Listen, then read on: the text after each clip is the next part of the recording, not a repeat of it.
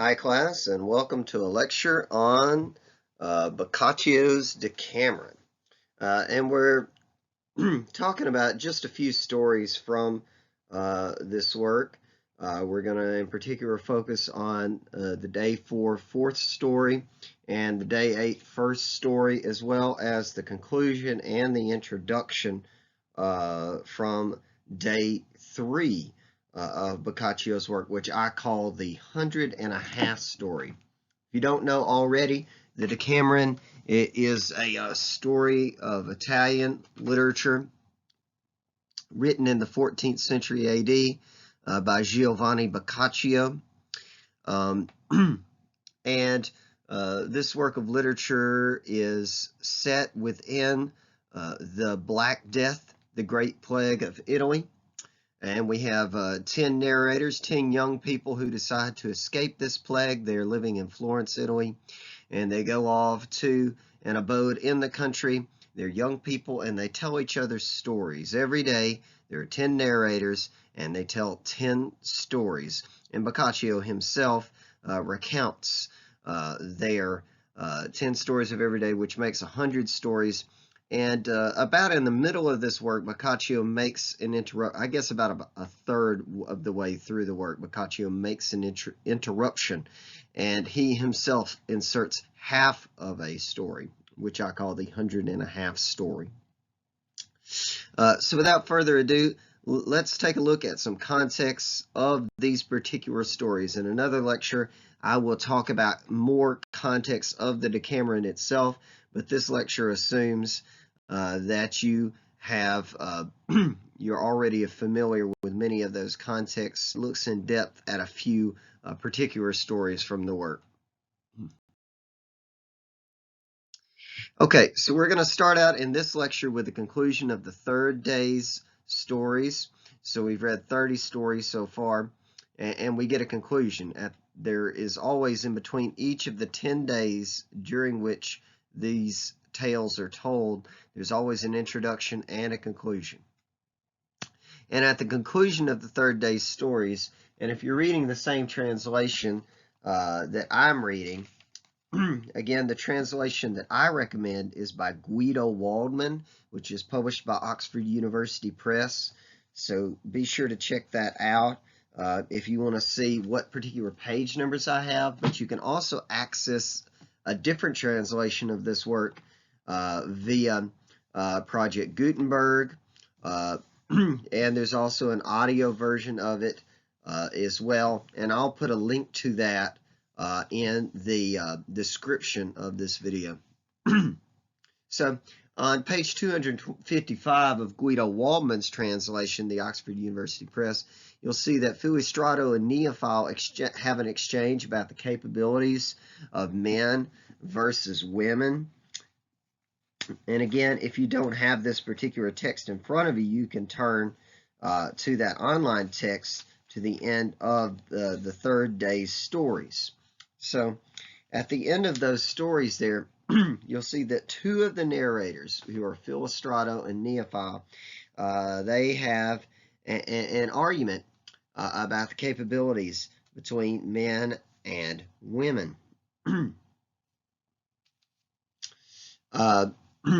So we learn that the fourth day's king is going to be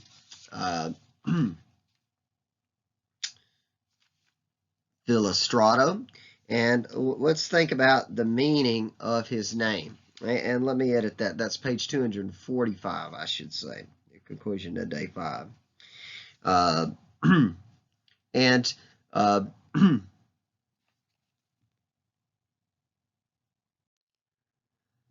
Most of the narrators will explain why they've chosen the particular theme for each day, and every day is going to have a particular theme except for the first day. And Philostrato gives an explanation for choosing his theme. He says, "Ever since I've been able to tell good from evil, I've suffered the misfortune of being constantly at love's beck and call, thanks to the beauty of one of you fond ladies. Little has it profited me to be meek and obedient, or to conform to all of love's ways as I've understood them. I've still found myself dropped in favor of another suitor, since when things have only deteriorated. I do believe this is going to be the death of me. So there's only one topic I'd like for us to talk about tomorrow, the one that comes closest to my own experience. We'll talk about people whose love has ended in tears, for I cannot see mine ending anyway but tragically, and whoever it was who gave me the wretched lovesick name by which you call me knew exactly what he was doing. So you see, his name, it means lovesick, or stricken with love.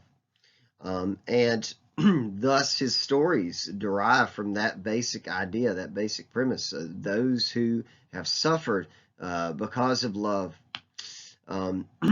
And this continues on with a theme that we've talked about many times throughout the rest of this work, the effects of desire.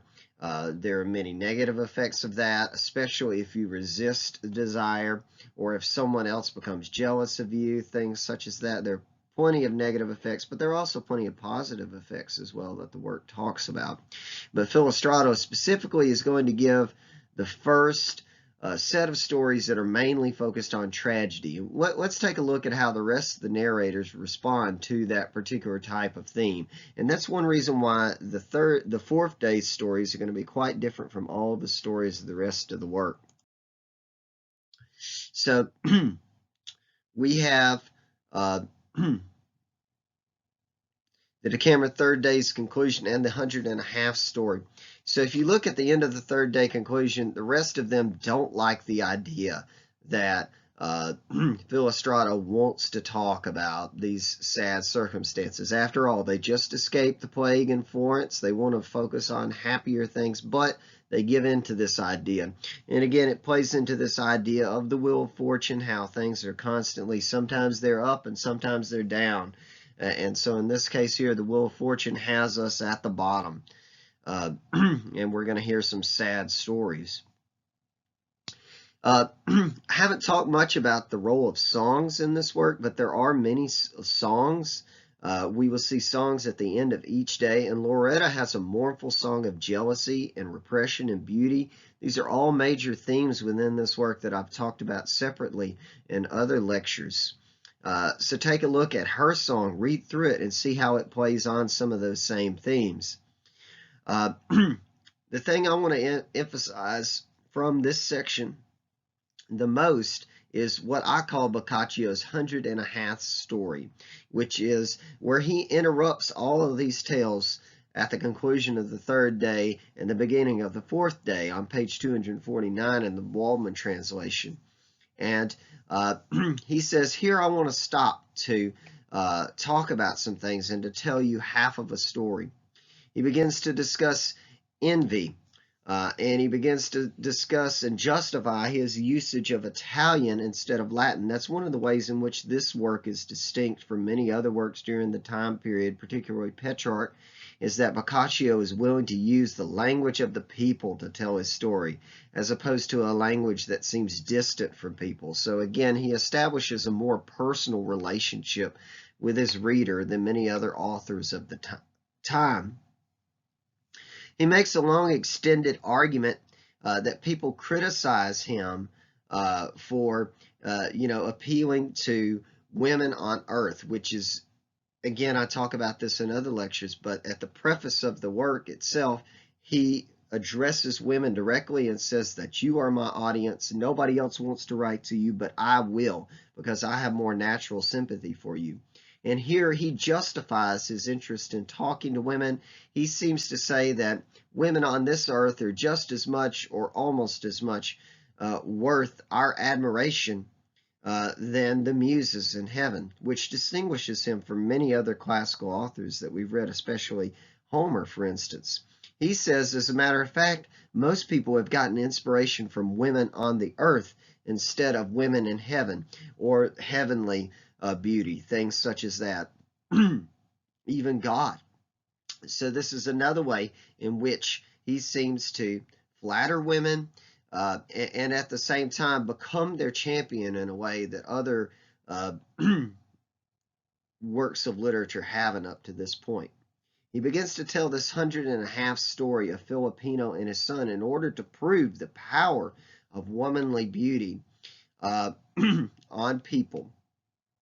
and the futility of sexual repression as well. So looking at this story a little further, the story also talks about the effects of death of a loved one on a man, I should say. In the case of Filipino, his wife dies, and so he desires to withdraw away from society. He has a young son who he is raising by himself now. They go into a monastery. He keeps the son from seeing all of the wonderful things of the world, such as wealth and beautiful architecture, but also especially women. And he devotes his life and his son's life entirely and absolutely to things of the other world, denying the body in service of God, religion, or the otherworldly. So denying the body in all the different ways in which, Christian teaching of the time especially emphasized. That one should, not be gluttonous. One should not commit adultery. All of these various things which are sins of the body, sins of the flesh. And so he tries to devote his life absolutely to the life of devotion to God.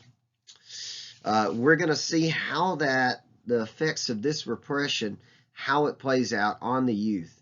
Take a look at how quickly he falls into the path of loving the things of this world and saying how wonderful they are as soon as he goes to Florence. It doesn't take very long.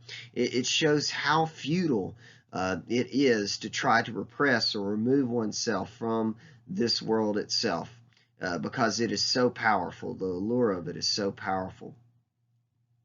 And that is most apparent in the boy's first reaction to encountering the beauty of women.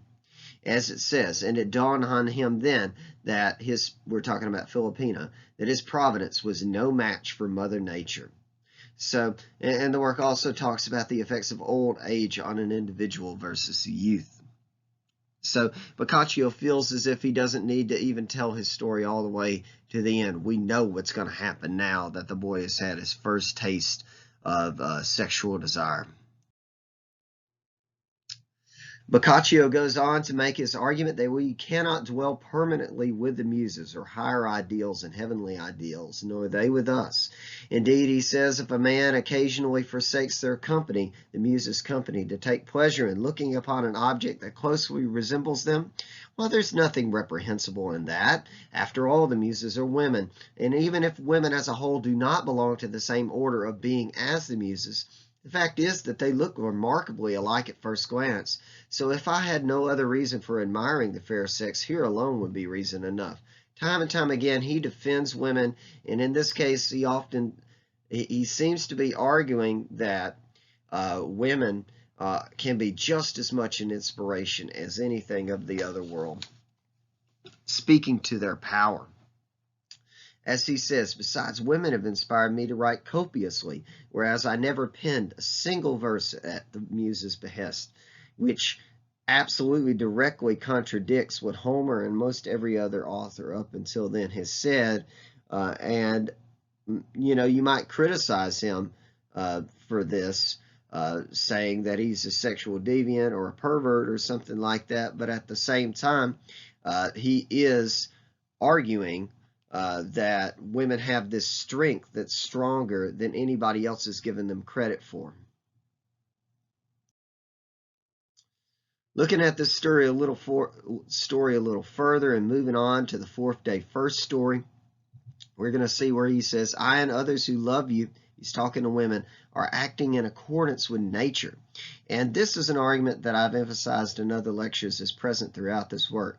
To defy the laws of nature requires no little strength, and those who try will often do so not merely to no purpose, but even to their own severe detriment. So I've talked about in other lectures how it's detrimental to oneself to try to defy or repress the laws of nature. And here, indeed, he states it directly.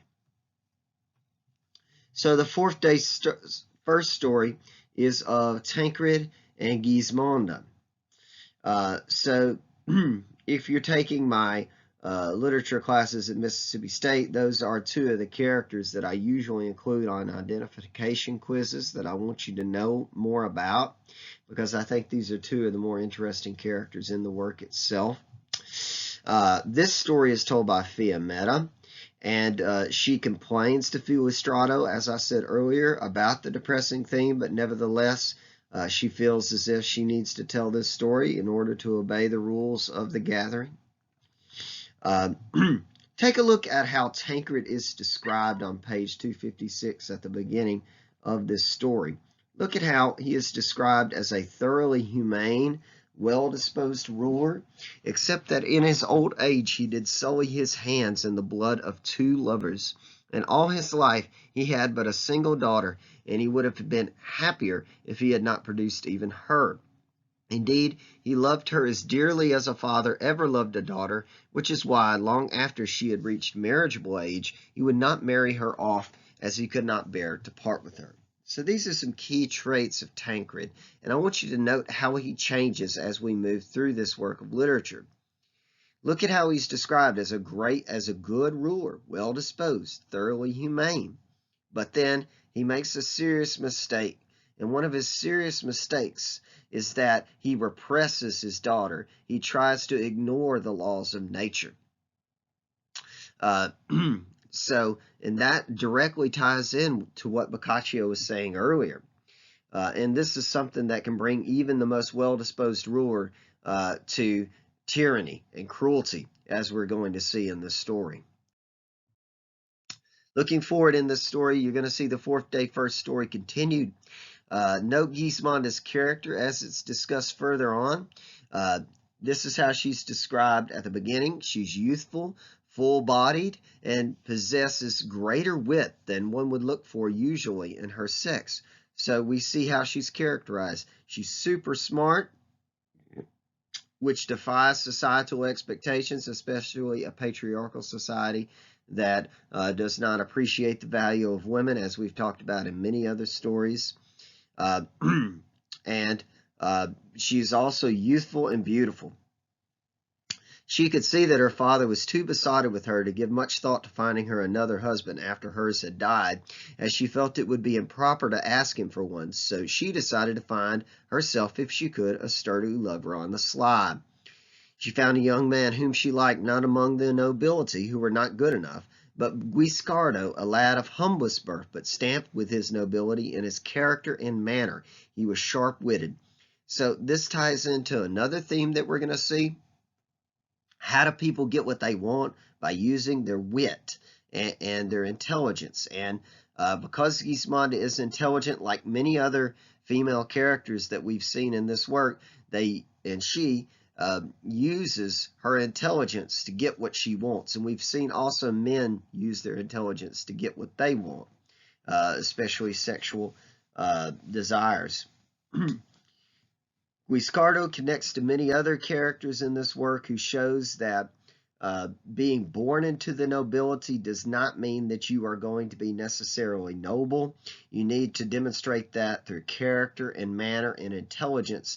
And oftentimes, even the humblest of people can have these things, whereas the nobility, as it's argued in some other stories, are often hampered by the fact that they're born with wealth and things such as that, because they've never had to work for these things or learned how to gain these things. And poverty, in fact, oftentimes can be a better teacher than wealth. Note how happy these 2 lovers are. So it's not necessarily their desire that gets them in trouble in fulfilling that desire, so much as the jealousy and the cruel rage that we're going to see from Tancred. But fate also plays a role in their disaster. Grown envious of such great and lasting happiness, turned the 2 lovers' joy into sadness and tears by means of a tragic accident. So fate is going to play a role in this work, as it does in many other works, in chance and the wheel of fortune. Even if you use your intelligence, which usually can get you what you want, fate and chance sometimes will not let us succeed. Looking a little further at this story, we see Tancred discovers their secret and molds a retribution because he's so besotted with his daughter. And some people will point to an underlying theme of incest as they read this story. I'll let you decide upon that on your own. And it seems as if at first that he is smart in that he's trying to find a way to get vengeance or a way to work out this problem, incurring less shame. And we see in other stories how that's presented as a positive thing, using your wit in order to get vengeance without incurring shame on yourself.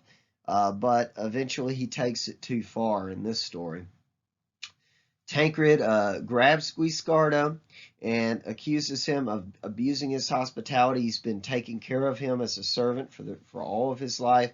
To this, Guiscardo had nothing to say beyond remarking that against the power of love, he and the Prince Tancred were equally helpless. So this ties into another theme we've seen in almost every one of these stories, the fact that the power of love is something that we cannot resist. And one who falls to that power should not be blamed as much as one who doesn't. Note Tancred's complaint to Ghismonda. Then he meets up with Ghismonda after he captures Guiscardo, and he says, "The thought of your fornication will sadden me for the rest of my short life." He's an old man. "Since you had to sink to such shameless conduct, would to God you at least have chosen a man more suitable to his own rank." Now we're going to see a discussion of this idea. Tancred has the idea that the noblemen need to stick together, and it's almost as if he criticizes her more for sleeping with a man of lesser rank than he would have if she would have slept with a nobleman. And we know how this connects, if you've read other stories from the Decameron, to these other stories and this underlying theme that the nobility necessarily aren't so noble. Now, I really want to make sure that everybody understands where the sympathies lie in this story. The sympathies really aren't with Tancred, and really he is the one who's portrayed more than anybody else in this work as at fault for the cruel and sad and tragic circumstances that take place. Notice how the narrator pokes fun at Tancred here, but instead presents Ghismonda in a more positive light in her actions. It says he cried like a child who's been well spanked. So the narrator's trying to play on our sympathies and getting us to align with Ghismonda and Guiscardo's arguments as having more truth and their actions as being more sympathetic and more intelligent than Tancred's actions, which ultimately are the ones that cause the tragedy. It seems as if this work is arguing that Tancred's actions are the ones that cause the tragedy, unlike Ghismonda and Guiscardo's. Why am I emphasizing that? Because sometimes one reading is to read this story as if it's a Romeo and Juliet story, but in a lot of ways, Romeo and Juliet blames those two lovers, and whereas this work seems to put more of the blame on the father than the lovers. Notice how Ghismonda reacts on page 259 and how she's characterized as heroic and smart. Again, we see another heroic woman in this story right here, much like the woman in the Third Day Night story as well.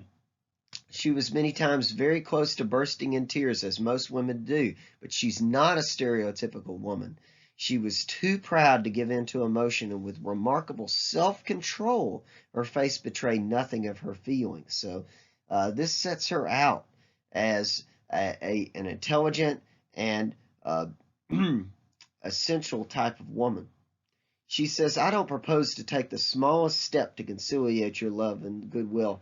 Rather shall I admit the truth and defend my reputation with valid reasons." And as we read this work, I believe that the narrator is trying to make us feel as if her reasons are valid. "Then I shall conduct myself as befits a woman of courage." She says, "It was not my feminine weakness that induced me to this so much as your negligence in finding me a husband and his qualities." You are made of flesh, Tancred, and it should be clear enough to you that you begot a daughter of flesh and blood, not of stone or iron. You should bear that in mind, too, what the laws are that apply to young people and how binding they are. I do have a sexual appetite, and it has only been sharpened by my having been married and having experienced the pleasure that comes from assuaging it. See, Boccaccio makes these arguments in other points right here. So it seems as if the work is placing the blame on Tancred for repressing his daughter when he should not have. Notice how Ghismonda argues that she carefully concealed her plan in a logical manner and shielded her reputation, and that's been argued as a positive trait in many of the other stories. She says, I didn't make a haphazard choice as many women do when I chose Guiscardo. I chose him before all others quite deliberately.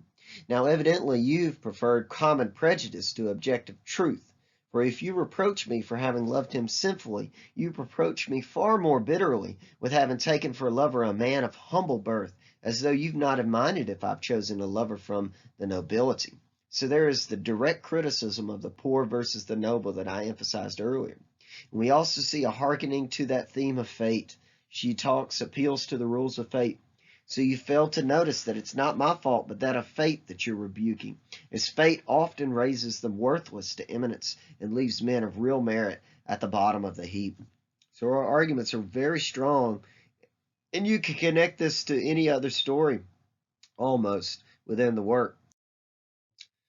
Notice Ghismonda's seemingly modern argument for equality among men and women, nobles and peasants. It reminds us of the Declaration of Independence.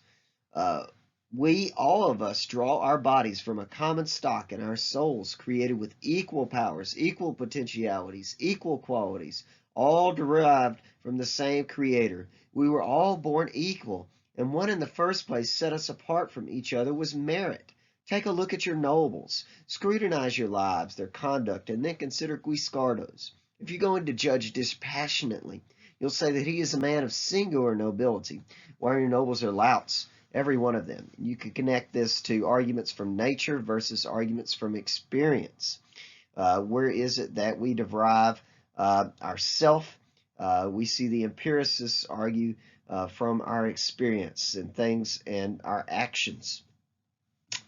And this could connect to that idea. She says it's not poverty, however, that degrades a person, it's wealth, which is another argument that we've talked about throughout this work.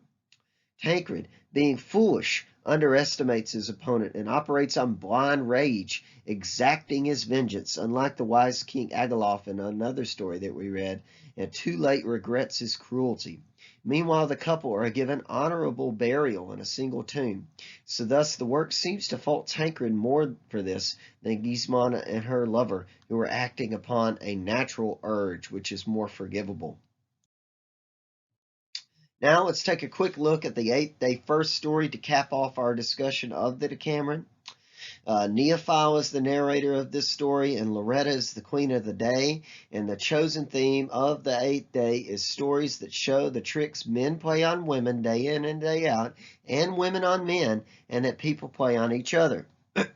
So some key characters are Guasparollo and Gufardo, and the work is discussed at great length in other stories that both sexes are capable of carrying out tricks on each other. Both sexes are capable of intelligence. And to believe that women aren't capable of this or men aren't capable of this is to underestimate your enemy, which is a dangerous thing to do. Neophile's purpose is to demonstrate that men, too, are perfectly capable of hoodwinking those who rely on their word, just as they are hoodwinked by those that they trust. Note that Neophile is describing what he calls a just reward, and this is a theme that we've talked about in other lectures, that sometimes it seems as if just rewards aren't received here. But if we're smart enough, we can exact a just reward from someone. He says that every woman has a duty to be the soul of virtue and to guard her chastity with her life. That's the traditional reading anyway. On no account ought she allow it to be sullied. But, and this is why the Decameron stands out, while it is not possible to live up to this duty all the time, as we're supposed to do, for such is our frailty, which is a major theme throughout this work, I do declare that the woman who sets a price on her virtue deserves to go to the stake. The woman who is forced to sin out of love, on the other hand, recognizing as she does its overwhelming power, deserves pardon from a not too rigorous judge, unlike Tancred in the previous story. So this is a major theme in the work right here, this idea that you should forgive those who act, fornicate, have adultery because of desire, which is natural. Whereas, on the other hand, this work presents a little different theme, which is those who act based on having sex for money is quite a different story. All right, my friends, some final considerations on the Decameron. Think about some of these themes I've emphasized. As you write and respond to this work of literature, I want you to think about how multiple stories connect to one another, not just one story. And then think about how you can connect to things outside of this work of literature. Think about how you can connect to personal experiences. Think about how you can connect to real life contemporary figures in our everyday culture as well. Think about how you can connect to other works of literature that maybe you've read in a world literature course or in other courses. Think about movies you could connect to, for instance. Now, we're going to start thinking about moving on to a discussion of the Arabian Nights, and a lot of these themes play on in the Arabian Nights as well. So you might begin, as you're reading that work, to think about how these two works connect. But until the next time we talk, I wish you all peace, love, and happiness.